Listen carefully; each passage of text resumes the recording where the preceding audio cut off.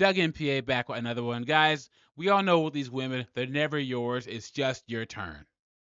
Look at this headline. I met a man on a business trip and left my marriage to be with him. I have no regrets. Guys, if you've never watched Joker and Better Bachelor, he says it the best. Social media has been a boon to men because women just tell on themselves and they don't feel bad about it. This woman was married, met a coworker on a business trip, left her husband for this guy. Guys, don't get married. Just don't do it. Because this could be you. Your wife could be meeting some guy on Zoom calls at work, going on work trips, and planning her exit. We're going to get into this article. Before I do that, like the video, subscribe to the channel. I really appreciate it. It's just you support me and what I'm doing over here. And let's get into this. It says, Nicole Fallon Peak. Uh-oh, that hyphenated last name. That's a red flag, guys. Don't ever marry a woman who won't take your last name. Don't let her keep her last name, and don't let her hyphenate it either. That's almost as much of a simp move as marrying a single mom, guys. Don't do it. Met her now husband Sean during a business trip to Boston in 2017. After leaving her previous marriage, Fallon Peak and Sean began a long distance relationship. But it wasn't after leaving her serious marriage. They got to know each other while she was still married. Once he moved to be with her, they quit their jobs and started their own business together. This guy is a simp.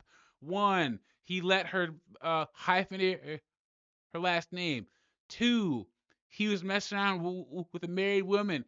If she'll mess around on her first husband, she'll mess around on you too. And three, he moved to be with her, guys. What a simp.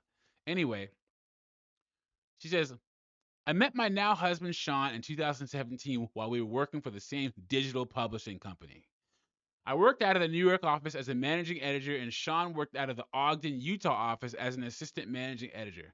I was on the same level as his boss, but we didn't work directly with or for each other. We met on a business trip to our Boston office. It was my first business trip, and I was excited to connect with new people. I had no idea that one of those people would later become my husband. I knew of Sean because we've been on virtual meetings before, but I'd never spoken to him. We met in the office that morning. We both knew there was a connection. I joked that it was love at first handshake. He's one of the nicest, most charming people I'd ever met. He was very polite, but he wasn't afraid of a little self deprecating humor. We went to the hotel bar every night with colleagues and flirted with each other the entire time. We're big foodies, so when we go out to team dinners, I'd ask if I could try something from his plate.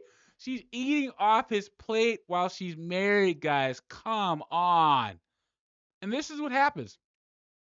Women have this whole, uh, men do this type of stuff, so I can do it too. I'm empowered. I can flirt and hook up with coworkers too. I'm telling you guys, don't get married. These professional women feel perfectly obligated to do this type of stuff because they think that this is what men do on business trips. When most guys don't get laid like that. Most guys don't have access like that. And in the current work environment after the whole M2 thing, man, we stay away from our female coworkers. That's why I'm surprised that Sean even made a move. Is he dumb? What if she didn't reciprocate and put a case on him? Anyway, I was married to someone else then, but I didn't feel guilty because it felt so natural to be talking and laughing with Sean like we'd known each other forever despite having just met.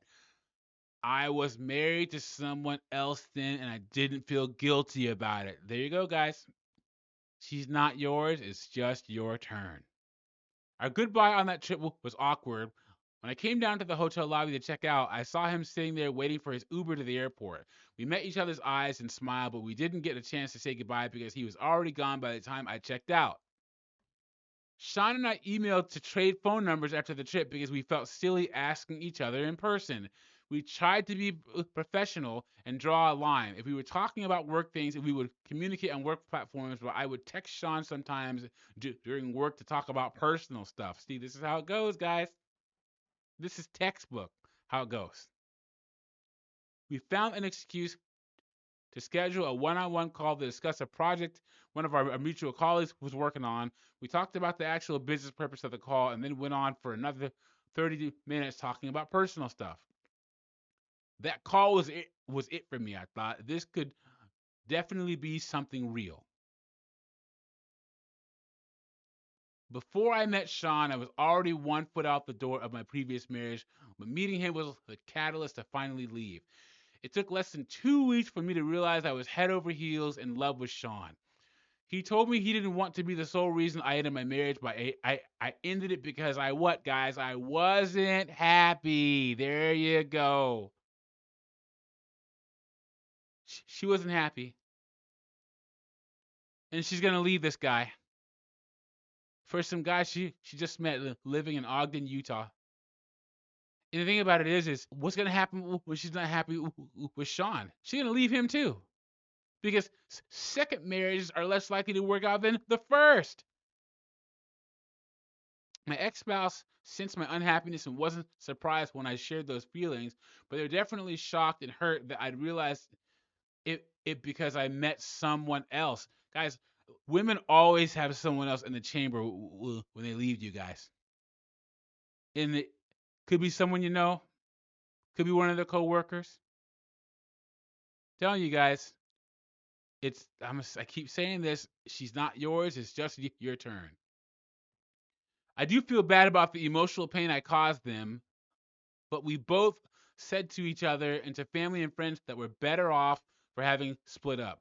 It would have happened at some point, regardless of whether Sean was in the picture. I was a little nervous to share that I left my marriage and was dating someone who worked in our Utah office. Sean and I also didn't know the policy as we'd never had a reason to look. Neither of us thought we meet our soulmate at work. We kept talking after the business trip and decided to make things official. 2 months later, we told our bosses we didn't want people at work to find out from the company rumor mill. I sat my boss down and said, "Hey, I just want to tell you that we've been long distance dating. I hope that's not a problem. We don't report to each other, so we figured maybe it'll be okay." My boss was super happy for me. She said, of course, she said, because it's a woman trying to find happiness, and women will side with women at this type of thing.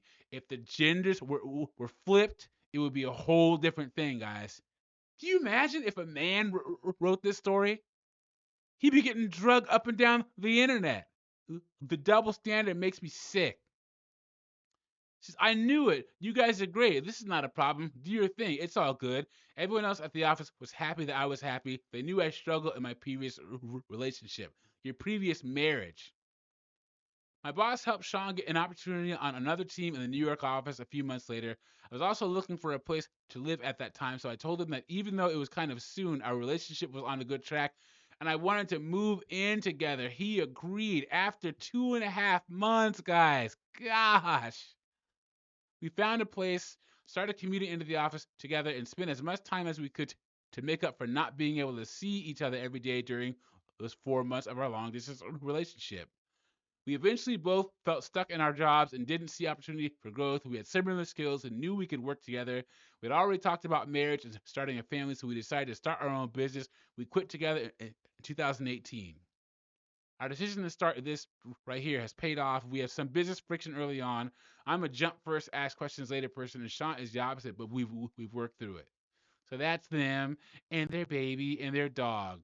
We got married in November 19th, no, November of 2019, and now we have a 10-month-old. If you meet your soulmate at work and are both committed to the relationship, just go for it. Jobs come and go.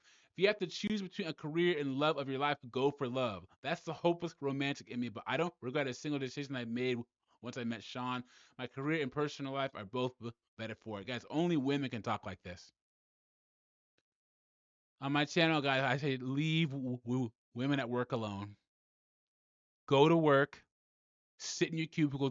Don't even eat lunch in the lunchroom. Eat lunch at your cubicle, eat it in your car, eat it outside, stay in your cubicle, then go home. You can't take the chance, man. Only women can do this. And here's the thing. If I have a woman approach me at work, I'm turning her down. Because what if this hadn't worked out? She would have had all the ammo she needed to turn it around on Sean and be like, Oh, Sean, oh, maybe you feel uncomfortable, blah, blah, blah. Guys, don't take the risk. Only women can write stories like this. And women keep telling on themselves. Could you imagine if this was flipped around, guys? Could you imagine? You'd be toast. Let me know what you think about this in the comments. Like the video, subscribe to the channel. I'll catch you on the next one.